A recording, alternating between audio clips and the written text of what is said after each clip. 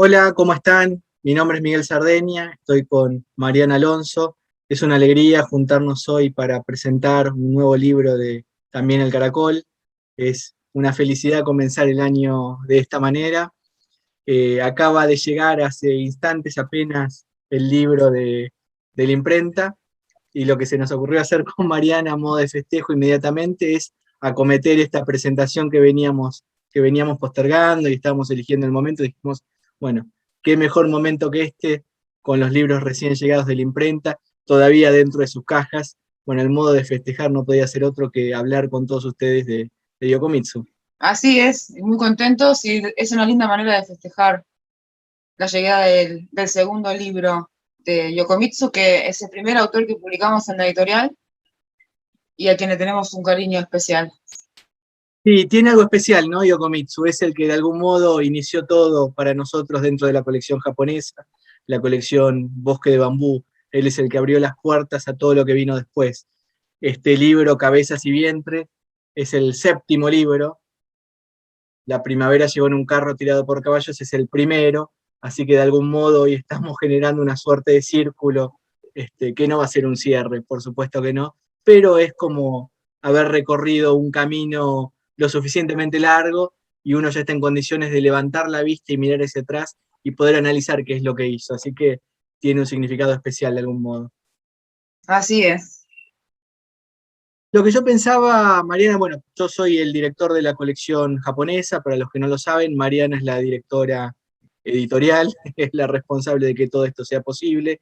La editorial, ya saben ustedes, está estructurado con dos colecciones, una colección de literatura argentina contemporánea y una colección de literatura japonesa, que es lo que nos convoca hoy, y estamos aprovechando mi canal en YouTube porque nos da la posibilidad de estar charlando mucho más cómodos de lo que sería en Instagram, que es la verdadera casa digital, en todo caso, de la editorial.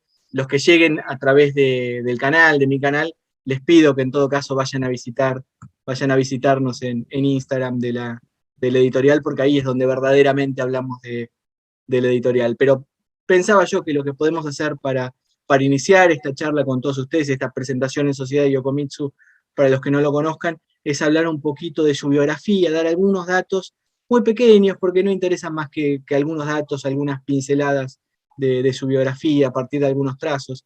No sé, Marian, si querés comentar algo en función de eso.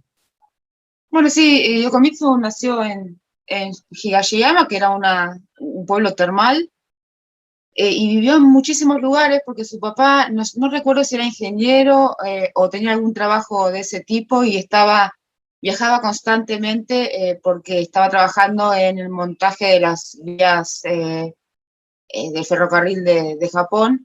Y así que toda la infancia de Yokomitsu se vio asignada por las constantes mudanzas, así que vivió en muchos lugares, entre ellos Kioto. Eh, y ya de grande, bueno, estudió en Tokio y allí es donde se establece relación con otros grandes escritores de su época y forma la Escuela de las Nuevas Sensaciones con Yokomitsu, de la que ya iremos hablando un poquito durante el Sí, encuentro de hoy, y compartiremos algunos ejemplos y algunos detalles de cuáles eran las características de esta escuela cuando hablemos sobre algunos de los cuentos que están incluidos en esta antología.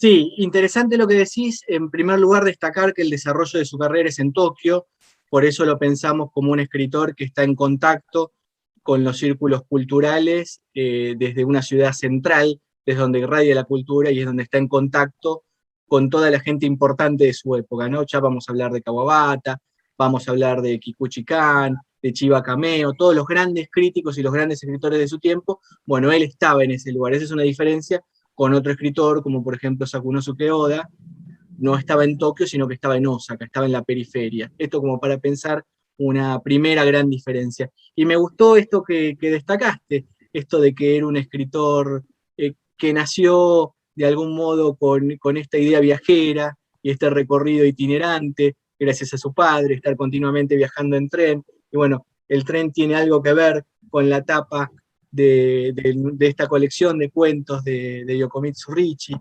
Tiene que ver no por esta itinerancia que estás contando vos, sino que tiene que ver con el primer cuento que es importantísimo. Ya quiero meterme en ese primer cuento así sin más dilación, pero fíjate cómo la biografía se conecta en ese punto. Un último detalle de la biografía que me parece que es importante, su conexión con Kawabata. Juntos fundaron una revista cultural importantísima, la revista Edad Literaria, donde va a irradiar toda una nueva forma de entender la literatura, esa literatura que ya mencionaste vos, que es la literatura de las nuevas sensaciones, a partir de la escuela del Shinkankaku-ha. Shinkankaku-ha es la estética de las nuevas sensaciones. Bueno, Yokomitsu va a ser responsable de un replanteo estético. Esto me parece que es importante. Estamos pensando un autor que viene a patear el tablero y a cambiar lo que sucedía en ese momento. ¿Con quién lo va a cambiar? Bueno, uno de los autores es Yasunari Kawabata, que finalmente, mucho tiempo después, luego de una carrera mucho más extensa que la de Yokomitsu, va a ganar el premio Nobel. Pero podemos hablar de este primer cuento, si te parece bien, Marian, de Cabezas y Vientre, que es el cuento que le da título al libro para nosotros. Sí, y es uno de los primeros cuentos de los que tomamos conocimiento cuando empezamos a adentrarnos en Yokomitsu. No lo incluimos en la primera antología, no sé por qué, porque bien podríamos haberlo incluido, pero porque es una de sus obras más importantes, ¿no? Cabezas y Vientres es un ejemplo muy característico de lo que buscaba la Escuela de las Nuevas Sensaciones y del tipo de efectos que querían lograr, ¿no? Sí, sí, bueno, hemos incluido otros cuentos, como por ejemplo Una mosca, que tiene que ver con esta misma estética de las nuevas sensaciones, y son cuentos donde yo creo que se ve con mucha claridad. Lo que hicimos nosotros en el libro, esto viene bien decirlo, es ordenar los cuentos de modo cronológico. ¿Por qué los ordenamos de modo cronológico? Porque nos gustaba que ustedes, que el lector, percibiera las diferentes estéticas que recorrieron y que atravesaron la vida de Yokomitsu. Vamos a ver en esta charla que esta estética de las nuevas sensaciones está muy presente en sus primeros escritos, pero conforme va avanzando su vida, él va a cambiar su forma de escribir y va a cambiar de temas también. Esto me parece que es importante. Yo identifico por lo menos 3 temas y 3 Yokomitsu diferentes. Estamos hablando en este momento del primero de los Yokomitsu, si queremos hacer esta distinción que es un poco arbitraria, y como digo siempre es a modo de juego, y para entendernos, uno nunca podría trazar compartimentos estancos para pensar la literatura de un autor, eso sería una locura, ¿no? La búsqueda de esta primera etapa va a estar presente también en su literatura de los últimos años, aunque lo que va a estar sobre la superficie y lo que se va a ver con más facilidad va a ser otra cosa. Pero esta estética de las nuevas sensaciones, decía, se ve en Cabezas y Vientre, se ve en Una mosca, que es uno de los cuentos del libro anterior, de La primavera llegó en un carro tirado por caballos. ¿Y por qué no lo hemos incluido? Bueno, porque nos gustan todos los cuentos de Yokomitsu. Tenemos 5 cuentos en el libro anterior y tenemos 7 cuentos nuevos en este libro. Ya de a poco, con 12 cuentos, uno se va empezando a hacerse una idea de, bueno, de la estatura de la literatura que estaba desarrollando Yokomitsu. ¿Querés contar algo de Cabezas y Vientre? Así les contamos de qué se trata. Ya saben esto del tren. ¿Por qué vamos a hablar de esta estética de las nuevas sensaciones? ¿Cuáles van a ser los elementos de esta nueva estética, que es con la que llegaba Yokomitsu para generar un cimbronazo en el campo cultural japonés de su tiempo? Bueno, está presente en este cuento. En este cuento, lo que más presente está es esa idea de mirar la realidad desde afuera para lograr que la subjetividad se apodere del objeto mismo, ¿no? Entonces uno va a ver muchas personificaciones, porque toda la sensación va a estar en el objeto, no es uno sintiendo el objeto, sino que es el objeto mismo el que tiene toda la sensación dentro de sí mismo, ¿no? Y un ejemplo claro de eso es el inicio del cuento, pero también, por ejemplo, el hecho de que se identifica a todos los personajes con cabezas, todas las personas que viajan en el tren son cabezas, salvo una a la que se la identifica por el vientre, y siempre se habla de las cabezas y del vientre, ¿no? No se habla ni hablar, no tienen nombres, de ninguna manera tienen nombre los personajes, pero se identifica a las personas por por esas dos partes del cuerpo, ¿no? Y eso se ve muchísimo en muchos otros detalles del cuento, como, bueno, no sé si querrás leer las primeras líneas del cuento, que son icónicas y Sí, aparte generaron discusión en su momento. sí. Repasemos entonces, ahora antes de leerlo. Personificación, dijiste. Personificación, velocidad. Velocidad es otro elemento de esta estética Shinkankakuja. La estética del cine, están atravesados por la estética del cine. El cuento es un cuento del año 1924. En esa época a Japón le llega el cine sonoro, eh, alrededor de esa época, ¿no? Estamos hablando alrededor del año 1920, llega el cine sonoro para modificar una estética anterior que era el cine mudo, narrado por Benji, narrado por un personaje icónico de ese tiempo que contaba qué es lo que se veía en pantalla. Bueno, ahora llega un nuevo modo de percibir lo que sucede en pantalla y de entender la realidad, y un nuevo modo de relacionarse con los sentidos. Ahora van a interactuar todos los sentidos. Bueno, en ese momento es donde escribe Yokomitsu y donde se genera este cambio abrupto. Entonces, con esto en mente, les leo ahora el comienzo, que es el comienzo del cuento, que como decís, generó mucha polémica. Es interesante imaginar que 3, 4 líneas bastaron para generar una auténtica revolución dentro del campo cultural. Dice así el comienzo de Cabezas y Vientre. Era mediodía. El tren expreso especial corría repleto a toda velocidad a lo largo de las vías. Las pequeñas estaciones eran ignoradas como rocas. Eso es todo. Así comienza. Y ese comienzo, les decía, generó toda esta revolución. Ese era mediodía con el que arranca Mahiru en japonés. Fíjense que fue tan importante que incluso es el nombre que adoptó una revista. Los que leyeron el libro de Takeda, la ópera japonesa de los 3 centavos, van a estar familiarizados con esto que les digo. Pero fíjense cómo una sola palabra, Mahiru, mediodía, va a transformarse en el emblema que representa este cuento. Este cuento fue publicado en la revista Edad Literaria, Bungei Shidai. La revista Bungei Shidai es la que nuclea a todos estos autores que quieren provocar un cambio en la literatura de su tiempo, pero después, a partir de el movimiento de la crítica, a partir de lo que escribe Chiba Cameo, el que es un crítico muy influyente de su tiempo, en lugar de ser identificados como los escritores de edad literaria, pasan a ser identificados como los escritores neosensacionistas.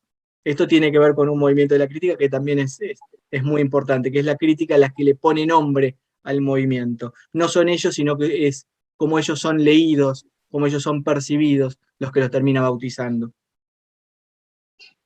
Sí, y ese mediodía con el que empieza el cuento en realidad es tan icónico porque se lo asocia con todo lo que sigue, que es lo importante en cuanto a los mecanismos que tienen ellos para narrar, que es el hecho de que el tren pueda ignorar, tenga la capacidad de ignorar por Claro. sí mismo las rocas del camino, ¿no? Claro, ahí estaba totalmente, ahí está la personificación de la que hablamos. Tanto Yokomitsu como Kawabata se dedicaron a teorizar sobre esta nueva estética que estaban creando. Y es muy interesante lo que dice Yokomitsu y lo hemos incluido en los estudios preliminares, pero quiero leerles lo que dice su amigo Kawabata, que quizás es más conocido globalmente. Esperemos que eso de a poco Yokomitsu lo alcance de alguna manera, ese es un poco nuestro deseo. Dice así Kawabata, para entender esta nueva estética. Fíjense qué poético y qué complejo. Dice así, el azúcar es dulce. En la literatura que tenemos, la dulzura va de los sentidos a la cabeza, y es la cabeza la que escribe dulce. Ahora el objetivo es escribir dulce con la lengua. Ahora el objetivo es escribir dulce con la lengua. Bueno, no sé cómo se hace eso, no sé cómo es posible, pero creo que la literatura de Kawabata y la literatura de Yokomitsu juegan a intentarlo, por lo menos, y decididamente de algún modo lo logran. Eso creo que está incluido en el prólogo de la primavera llega a un lugar Sí, retirado por caballos. sí, sí, sí.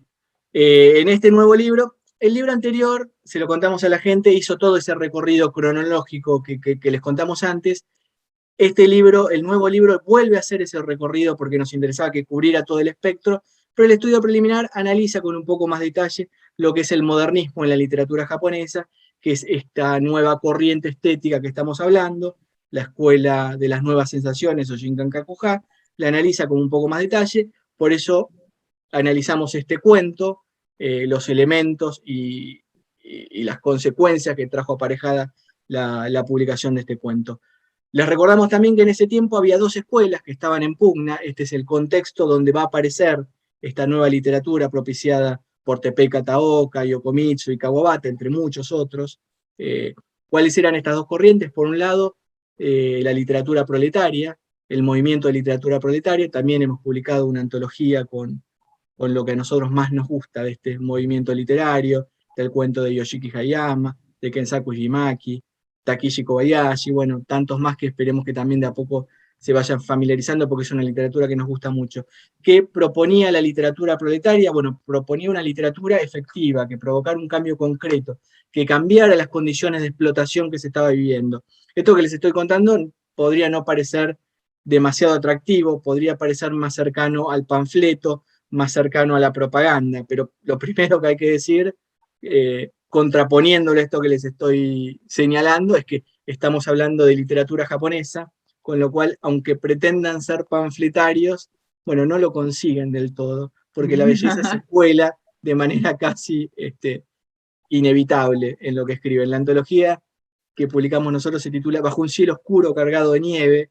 Fíjense lo poético que es este título, ¿no? Para hablar de un presagio funesto, para hablar de un mal augurio, se habla de bajo un cielo oscuro cargado de nieve. Bueno, esa es la literatura proletaria, a pesar de que el objetivo es un objetivo bien concreto y de intervención en la realidad. No es literatura de evasión, sino que es literatura comprometida. Y autores que ponían el cuerpo en pos de lo que políticamente defendían. Esta es una corriente. La otra corriente es el Shijosetsu, o la literatura del yo, la literatura autoconfesional, que eran autores que entendían que la literatura tenía que reflejar la verdad de los hechos, tenían que confesarse, confesar su vida, confesar sus miserias, contar, bueno, sus bajezas, y mientras esas bajezas sean más bajas, mejor, ¿no? ¿Qué es lo que se destacaba de esa literatura? Que era una literatura sincera, ¿sí? Fíjense, una literatura que contaba la verdad, no una literatura verosímil, sino una literatura verdadera. Esa era la literatura confesional, la literatura del yo. Estas eran las dos corrientes que estaban en pugna. Todavía no publicamos una antología de literatura del yo, es algo que tenemos pendiente, Marian, en algún momento hay que solucionarlo. Tayama Katai, por ejemplo, es un autor emblemático y es un autor interesantísimo. Piensen que cuando uno habla de estas corrientes, uno va a publicar las grandes cimas. Y como sucede siempre en literatura, cuando uno publica una de las grandes cimas representante de esa corriente, bueno, a veces la está excediendo también, ¿no? Eso es lo que sucede con los grandes autores. Son autores que rompen el molde y a pesar de que creían que estaban encorsetados dentro de una estética que los limitaba, bueno, en los hechos esto no es así y por eso también nos llega a nosotros, está superando el tiempo y superando la geografía, así que tenemos una seguridad adicional también, ¿no? Nos llega una literatura también depurada por el paso del tiempo, así que no hay manera de no estar leyendo algo que nos va a cambiar la vida. Pero decía, dentro de esas dos corrientes aparece Yokomitsu, junto con Kawabata, junto con Teppei Kataoka, y dicen, no, ni literatura del yo, ni literatura proletaria. Queremos esta literatura de las sensaciones, y eso es lo que van a poner de relieve. Es una literatura que va a fijar la vista, que va a prestar atención a este nuevo modo de percibir la realidad, que le llega con la modernidad, le llega en un Japón que está atravesado por un cambio sísmico prácticamente, que es un cambio en el modo de relacionarse con la gente, en el modo de percibir la tecnología, en el modo de ver cine, con esto que le decíamos de la estética del montaje, del sonido, bueno, todo esto atravesado forma la escuela de las nuevas sensaciones. Hay una película interesantísima, que si la quieren buscar la van a encontrar, que es Una página de locura, una página de locura. Fue dirigida por Teinosuke Kinagusa, la película se titula Kuruta y Peshi, la van a encontrar si la buscan, les decía, y lo que tiene de interesante es que es toda esta escuela de las nuevas sensaciones volcada al cine. Es una película rarísima, es una película extrañísima, con color, es blanco y negro, ¿no? Pero la tonalidad y la profundidad de ese negro en algunos momentos incluso asusta. Es una película del año 1926 que a mí me recuerda de algún modo Un perro andaluz, por ejemplo, para vincularlo con algo que conozcamos, a Luis Buñuel me refiero, una película que es imposible de comprender, pero a uno tampoco le interesa comprender, se queda con algunas imágenes icónicas, ese ojo, por ejemplo. Bueno, uno piensa en eso cuando habla de Buñuel. Bueno, Una página de locura es anterior, es de 1926, 3 años antes. Fíjense qué interesante. Siempre pensar que en el mismo momento que había alguna vanguardia europea, había otra vanguardia produciéndose en Japón con condiciones particulares, pero que participaban de ese baile general que nos engloba a todos, bueno, por nuestra condición de seres humanos en última instancia.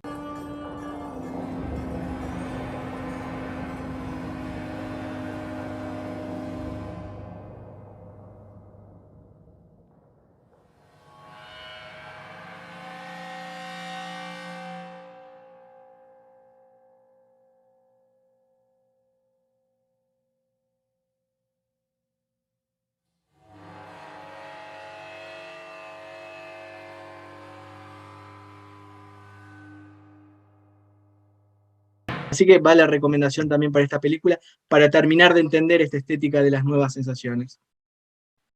Sí, es que fueron muy contemporáneas las vanguardias europeas con estos movimientos en Japón que estuvieron en parte inspirados por...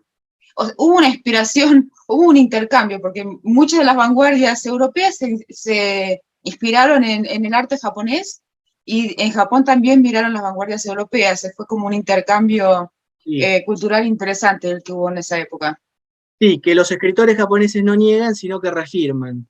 Yokomitsu va a decir que reconoce a la Shinkankakuha, a esta escuela de las nuevas sensaciones, como perteneciente al futurismo, al cubismo, al surrealismo. Bueno, se engloba dentro de todas estas grandes corrientes. Y me gustaría aclarar una cosa con relación a eso, a las escuelas literarias que convivían en esa época. Ese enfrentamiento que había entre la escuela de las nuevas sensaciones y el movimiento proletario o la escuela, o sí, los escritores de las novelas del yo, era puramente estético.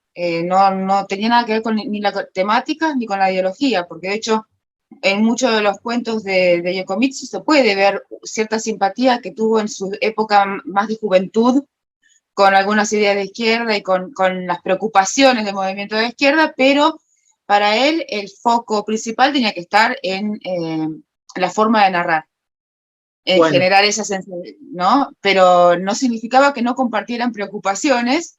Es importante aclarar que las diferencias son puramente estéticas. sí, es interesante eso, totalmente. Vamos a encontrar una retroalimentación entre los géneros. Yo les contaba al principio que entiendo que hay 3 momentos para pensar la literatura de Yokomitsu, por lo menos 3 momentos, no seamos tan drásticos. Uno es la estética del Shinkankakuha, que es de la que venimos hablando. Otro tiene que ver con la muerte de su esposa, es otra de las grandes materias poéticas.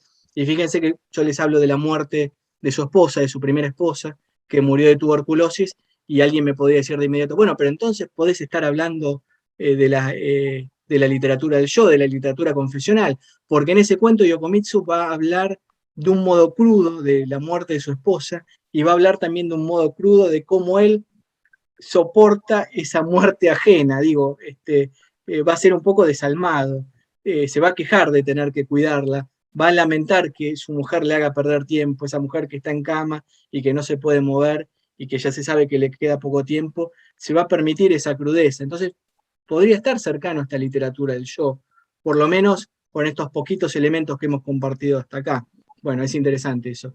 Y esos son 2 momentos. Y el tercer momento, podríamos acercarlo un poco, eh, quizás estamos siendo demasiado livianos en esto, pero creo que podríamos acercarlo un poco a esta idea proletaria a partir de cierta estética particular que tienen sus textos, donde ya no van a tener la estética del cine, no van a tener imágenes fragmentadas, capítulos numerados y bien espaciados, sino que vamos a tener bloques compactos con un montón de información, como por ejemplo en el cuento máquina.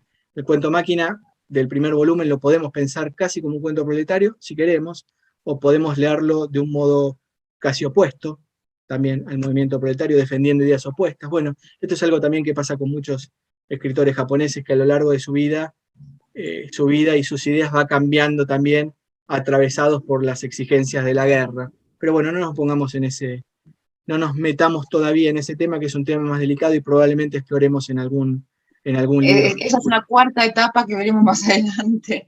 Seguro, pero ese es más o menos el recorrido. De todas maneras, sería bueno, bueno, yo incluso en las últimas etapas, en las últimas 2 etapas veo mucho de vanguardista también. Sí.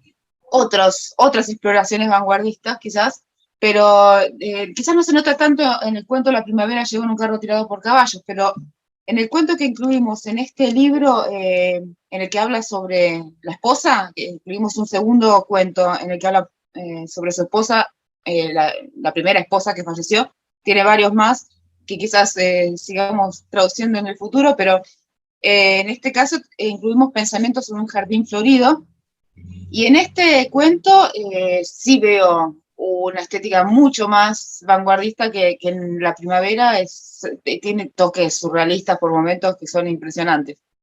Sí. Y en el último, en Pájaro, que se podría quizás asociar, no es el último, el anteúltimo, Pájaro, que se podría quizás asociar con la estética de máquina, todos esos bloques de texto densos, tienen mucho de la alienación del hombre en el mundo moderno, algo de expresionismo, y sí, tiene una exploración vanguardista de otras características, quizás un poquito más alejadas del cine, pero sigo viendo toda esa idea de experimentar y de buscar nuevas formas de generar sensaciones, ¿no? Sí, sí. Bueno, lo dicho, en primer término, lo quiero reforzar. Tenemos 2 cuentos que hablan de la muerte de su esposa, donde van a revisitar ese tema. La primavera llegó en un carro tirado por caballos, y Pensamientos sobre un jardín florido. Estos son los 2 cuentos que hemos elegido hasta el momento.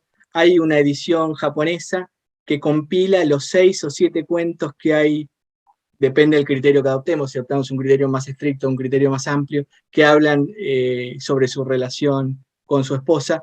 Les decía, hay una edición japonesa que compila estos cuentos y es muy interesante pensarlo como un volumen en particular. Nosotros los hemos dividido en estos 2 cuentos, en estos 2 libros, y lo interesante es que va a revisitar el tema, pero de un modo totalmente diferente. No se trata del mismo cuento contado de nuevo, sino que el componente, como decís vos, surrealista es mucho más fuerte en este. Lo que en el cuento anterior era trágico y bello. Acuérdense, cuando pensamos en la belleza para Japón, pensamos en tragedia, ¿sí? Pensamos en trampa, pensamos en dolor, la belleza asociada con el dolor y con el riesgo. Y en este cuento, en cambio, tenemos mucho más surrealismo y tenemos la presencia de un montón de elementos y de un montón de símbolos que son interesantísimos, como por ejemplo las flores. Las flores es un elemento central. Él le va a dar un beso en la frente a su mujer, que está prácticamente desvanecida en la cama, y lo que va a decir es que siente el olor de las flores. La va a recoger para que se incorpore, para que pueda comer, y va a sentir que está tan liviana y ligera como una flor. Su habitación siempre va a estar inundada de algún modo por el olor de las flores. Bueno, esto es lo que transmite el cuento. Y está hablando de la muerte, caramba. Está hablando de una mujer que está muriendo, y esa muerte llega atravesada por el olor de las flores. Bueno, lo cuento y se me pone la piel de gallina. Les quiero leer un fragmento, a ver si lo encuentro, para que se den una idea de esto que estoy contando, de cómo es que funciona la narración, cómo es que va intercalando estos símbolos. Cuando su esposa cerró los ojos, él apagó las luces y abrió la ventana. El vaivén de los árboles sonaba como el viento. Una vieja enfermera caminaba melancólica por el jardín de flores oscuro y sin luna. Se sentía abatido de cuerpo y alma. La madre de su esposa estaba en el balcón, con la mejilla contra el vidrio de la ventana, mirando ausente hacia el jardín. Ya se había perdido toda esperanza. En las cortinas de un pabellón distante se desvanecían sombras quietas. Por momentos, los extremos de las flores del jardín temblaban como incontables manos pálidas tanteando en la oscuridad. Impresionante. Bueno, esto es lo que le queríamos decir en primer término, caramba. En primer término, de esa estética que es vinculada a la muerte de la esposa. Nos queda, para seguir adelante, no sé qué quieres decir. Decía algo. No, me emocioné. Es emocionante. No lo contamos, lo tendría que haber dicho al comienzo. Vos, Mariana, fuiste una de las traductoras, junto con Masako Kano y Maya Worsnop, así que, bueno, vos pudiste ver de primera mano cómo se iba transformando el texto y cómo iban naciendo estas oraciones y estas imágenes. Esta imagen, ¿por qué me acuerdo y lo cuento en este momento? Porque esta imagen en particular me la contaste al momento de traducirla, Sí. cuando el cuento todavía no estaba terminado y estaba tomando forma, me leíste en particular este párrafo y lo recuerdo bien, así que desde entonces lo tengo marcado y sabía que en algún momento lo iba a compartir con la gente. Es un cuento impresionante, genera tristeza, pero de algún modo, esto es importante decirlo, esto también sucede con Yokomitsu, de algún modo la tristeza de Yokomitsu reconforta. Y me parece que esto pasa con la buena literatura y cuando hablamos de belleza. No es solamente algo que provoque dolor y que nos atraviese el alma, no es simplemente eso, porque no se trata de un chantaje sentimental, digo, sería inevitable que uno quede dolido por una muerte, sino que hay una trascendencia a partir de ese dolor. Me parece que esto es lo que provoca la buena literatura. La buena literatura hace doler menos, incluso dentro de ese mismo dolor, y acompaña. Digo, uno llena esta historia que acabamos de leer sobre una mujer que no conocemos y sobre un marido que tampoco conocemos demasiado, aunque ya a Yokomitsu lo vamos queriendo, pero digo, uno llena esa historia de esos dos desconocidos a partir de una historia propia, y ahí es donde se produce el fenómeno del arte, ¿no? Por eso a uno lo conmueve. Digo, cada uno le está llenando con su propia vida o con sus propios miedos, en todo caso, y ahí es donde se produce el fenómeno estético también. ¿Cómo salimos de acá ahora, no? No, estabas hablando recién del momento de traducir. Creo que uno de los mayores desafíos de traducir este libro fue justamente ese tipo de imágenes, que yo las veo muchísimo más frecuentes que en el libro anterior. El libro anterior tenía algunas otras cosas muy vanguardistas, más relacionadas con la forma, con el montaje cinematográfico, pero en este en particular, por los cuentos que elegimos, hay muchísimas imágenes muy difíciles de transmitir porque tienen un componente medio surrealista, raro y simbólico, complicado de traducir. Y fue uno de los mayores desafíos que le encontré a este libro y, bueno, también una de las mayores satisfacciones, ¿no? Cuando lográbamos con Masako y con Maya llegar a la imagen que nosotros sentíamos que mejor transmitía lo que había querido decir Yokomitsu, o cuando le dábamos vuelta a una imagen complicada hasta que entendíamos bien qué es lo que quería, porque era difícil, no son interpretaciones que uno puede hacer lineales. A veces había que pensar un poco, ¿qué es lo que nos está queriendo decir acá? Desde la cabeza de una persona de Japón, que es completamente distinta a la nuestra, que tienen ellos ya culturalmente otras simbologías distintas a las nuestras. Así que fue, bueno, una de las cosas más difíciles, más divertidas y que más satisfacciones dio de esta traducción, ¿no? Sí, no, además tiene que ver también con la propia escritura japonesa, la escritura en kanjis, la escritura de ideogramas, que generan sentidos multifacéticos en muchos casos a partir de un mismo kanji. Una polifonía, digo, tienen los kanjis en ese sentido, lo cual genera una dificultad adicional. Me acuerdo ahora, en este momento que estás hablando de traducciones, me acuerdo de un hilo en Twitter de un lector japonés, digo, cuando estuve investigando y descubrí que había esta edición moderna, con todos los cuentos estos asociados vinculados con la esposa. Hay un lector en Japón que dejó un hilo en Twitter donde había contabilizado cada vez que aparecía el kanji de flor. Entonces tenía una cantidad, no me acuerdo si eran más de 30 o más de 40 kanjis, pero se había dedicado a contabilizar esa simbología en particular, cómo atravesaba todo el cuento, como un elemento característico. Bueno, uno cuando traduce tiene que reflejar eso de alguna manera. De alguna manera tiene que lograr que se produzca el mismo efecto.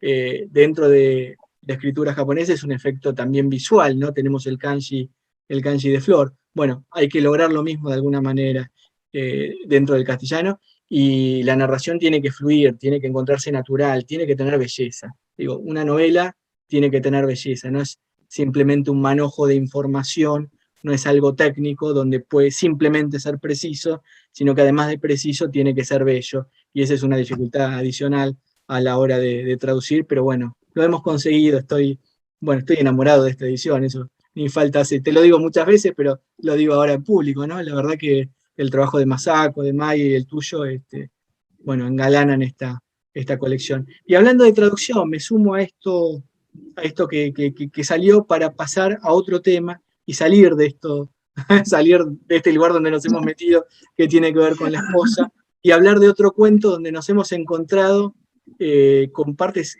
que han sido quitadas de la traducción al inglés, que han sido censuradas. Bueno, esto se lo cuento a la gente, es algo que nosotros hacemos siempre, la traducción es directa del original japonés, es una traducción donde la fuente principal es el japonés, pero aprovechamos otras traducciones que conocemos en los idiomas de los que tenemos conocimiento, inglés, francés, alemán, sobre todo el inglés, y les prestamos atención para ver cuáles son las decisiones que han tomado otros traductores. En muchos casos, nuestra traducción al castellano es la primera a un idioma occidental, con lo cual nos quedamos sin ningún elemento de comparación. Esto ha pasado en más de una ocasión con más de un cuento, donde no queda otra alternativa que estar navegando solos. Pero hubo un cuento en particular donde buscamos la traducción al inglés, aprovechando que estaba publicada, y nos encontramos con que le habían cortado fragmentos enteros.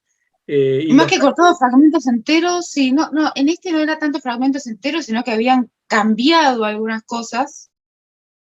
Estamos hablando en la profundidad del pueblo, ¿no? Por supuesto, por supuesto. A ver, hay dos cortes. Uno me gustaría que lo veamos en concreto porque es el más decidor, el más notorio. ¿Qué quiero decir con esto? Que no se trata simplemente de una lección estética, como estamos hablando hasta recién, de elegir cuáles palabras son el mejor vehículo en el idioma propio para transmitir lo que Japón transmitía en su idioma. Digo, no se trata de eso, sino que se trata de un corte arbitrario basado en una decisión particular y caprichosa del traductor, y no tan caprichosa, sino basada en su propia ideología, en sus propias creencias, en el recorte que él quiere darle, en el modo en que él quiere que Yokomitsu sea conocido también. Está tomando la decisión de que Yokomitsu sea quien él cree que es. Entonces va a cortar determinadas oraciones.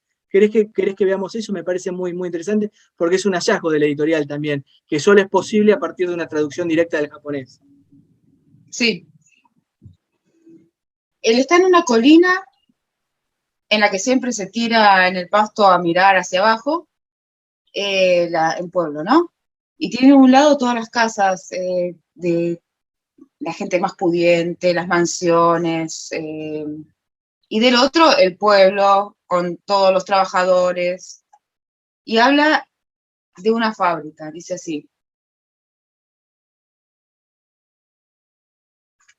Me pongo los lentes.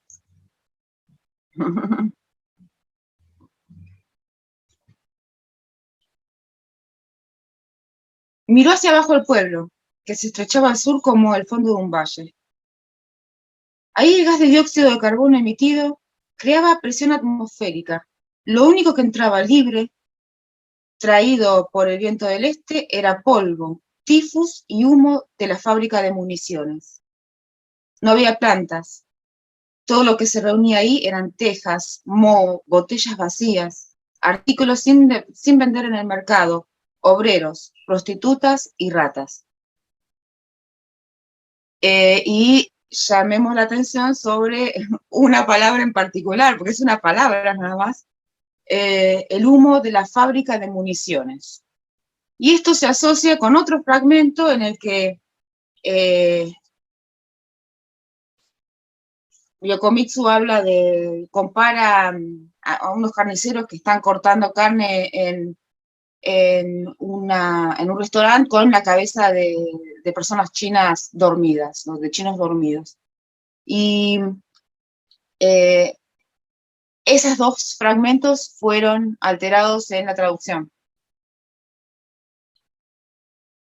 El traductor al inglés, bueno, lo de las personas chinas directamente lo eliminó y habló de personas dormidas, que caían como cabezas de personas dormidas.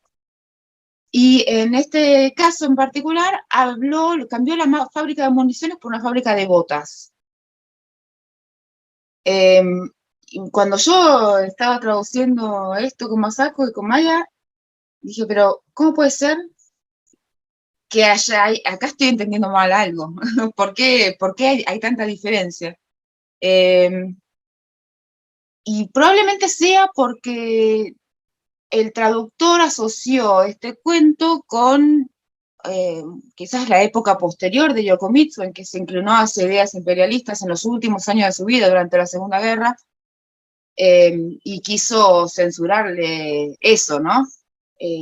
Pensando que podía haber algo, se podía interpretar algo imperialista en esos dos fragmentos del cuento.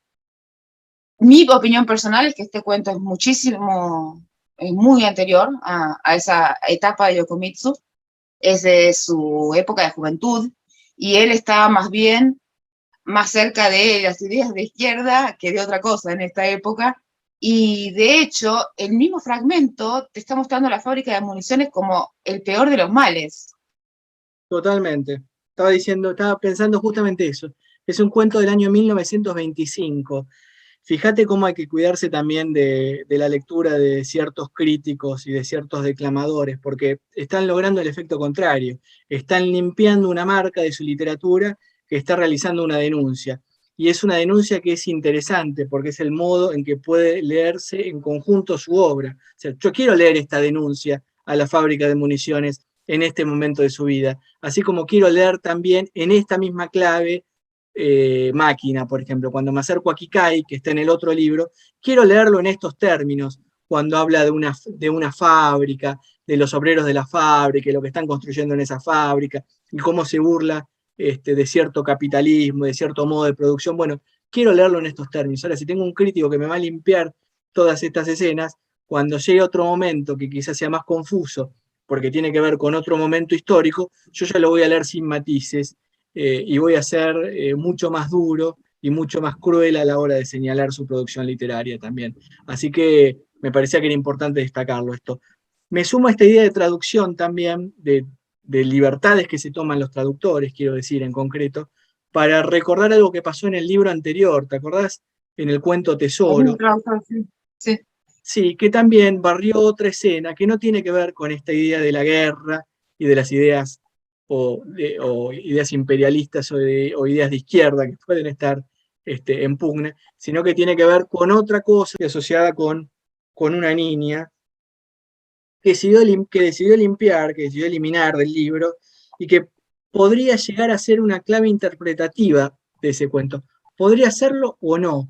¿Podría ser la llave o no? Eso en todo caso está en nosotros como lectores decidirlo y decidir una cosa hoy y otra cosa mañana. Pero cuando el traductor nos limpia ese párrafo completo, bueno, nos dejó sin ese elemento en concreto y ya pasamos a leer el cuento del modo que él quiere que lo leamos. Quiero leer ese pequeño pasaje, ya que nos metimos a hablar un poco de traducción. Me parece que es algo que le entusiasma también a la gente, pensar qué es lo que pasa en el tránsito de un idioma al otro, sobre todo cuando en ese tránsito no estamos dentro de Occidente únicamente, sino que estamos pasando de una comunidad cultural totalmente diferente a la nuestra, ¿no? Estamos pasando de Oriente a Occidente y Occidente se está acercando a Oriente con todos sus prejuicios, con todos sus preconceptos, con el modo que cree entenderlo, ¿no? Bueno, por eso también en la editorial hemos publicado Lafcadio. Lafcadio nos da pautas para poder acercarnos y entender de un modo concreto y de un modo particular a Japón. Les busco el fragmento entonces. Pertenece al cuento Tesoro, que está incluido en La primavera llegó en un carro tirado por caballos. El párrafo que les voy a leer ahora está ausente en la traducción al inglés y y está, por supuesto, en el texto en japonés, y por eso forma parte de nuestra propia traducción. Es un tío que cuida a su sobrina, y en un momento se queda solo cuidándola a su sobrina, y hay una relación, hay un vínculo afectivo muy fuerte de él hacia ella, y la nena, en cambio, parece no prestarle demasiada atención, como hacen todos los niños siempre. Y esto es lo que dice el cuento de Yokomitsu, que fue eliminado de la traducción al inglés. Le dio un beso en los labios. Sus labios húmedos olían a leche. La niña lo miró y se llevó la mano a la boca. Con su puñito, que parecía un caracol, se frotó la nariz. Bueno, este pequeño beso con olor a leche está eliminado del texto original y me parece que es bastante significativo. Es menos fuerte de lo que parece en el contexto del cuento. Acuérdense que la literatura japonesa nunca tiene énfasis, va a rehusar decir algo con demasiada fuerza y con demasiada energía, sino que va a privilegiar la belleza de ciertos silencios, la belleza de lo que es sugerido, la belleza de la ausencia, con lo cual no se queden simplemente con esta oración, que en un texto occidental sería como un gran masazo, ¿no? En este es apenas una pequeña gota en el océano, pero es una gota en el océano que queremos verla, porque es una gota que identificamos, es una gota de distinto color en el océano en todo caso, para continuar con esa metáfora. Con lo cual, por favor, que no nos la saquen. Necesitamos tenerla en el cuento y sacar nosotros nuestras propias conclusiones. Exactamente, dos cosas. Primero, bueno, en el caso particular del cuento que traducimos ahora, en la profundidad del pueblo, independientemente de que nosotros consideramos que al momento de traducir probablemente hizo una lectura equivocada del sentido que tiene el cuento y que tenían esas dos palabras en el cuento en particular. Independientemente de eso, aún aunque su interpretación fuera correcta y aún aunque algo en la literatura de Yokomitsu no nos incomode, nosotros queremos que esté en la traducción porque las cosas que incomodan son también parte de su literatura, y yo a Yokomitsu lo quiero leer tal como él escribió y tal como él fue. Uno siempre cuando traduce es inevitable que se involucre de alguna manera la lectura personal, la interpretación personal en algunas decisiones que se tienen que tomar al momento de traducir, pero la idea no es no alterar o no realizar cambios conscientes que estén alterando a propósito la esencia o la literatura de un autor que por algo decidió escribir lo que escribió. ¿Sabés lo que pensaba, Marian? Que sería interesante en un futuro, esto lo hemos hablado, pero no con esta claridad, no en estos términos, como hizo Cortázar con los cuentos de Poe, que armó esos dos tomos, y el orden de los cuentos, según los armó Cortázar, se transforma en un orden canónico. Él decidió cuáles eran los cuentos más icónicos, dejó para el final los cuentos que eran más cómicos o los que eran satíricos, y en esos dos tomos, con la traducción de Cortázar, le presentó al mundo lo que era Edgar Allan Poe, ¿no? Tenemos a Baudelaire presentándolo en Francia y a Cortázar presentándolo en castellano. Bueno, qué lujazo, cómo no vamos a admirarlo, cómo no vamos a admirarlo, cómo no vamos a fijar la vista y admirar de inmediato a Poe. Bueno, me parece que uno podría pensar a Yokomitsu en esos mismos términos, en un futuro hacer una edición única que compile todos los cuentos y pensar en ese orden que permita pensar un recorrido también histórico y cómo fueron cambiando sus ideas estéticas, literarias e ideológicas. Eso podría ser muy atractivo. Sería pero bueno, sí. Por ahora hay 12 cuentos, la idea es traducir las obras completas de Yokomitsu. Déjenos el mensaje abajo si les interesa seguir leyendo Yokomitsu, les interesa sus novelas, les interesa leer Nichirin, les interesa leer El Sol, les interesa leer Shanghái, les interesa tener más cuentos. Bueno, por lo pronto este libro de cuentos es una novedad, todavía seguimos de preventa unos días más.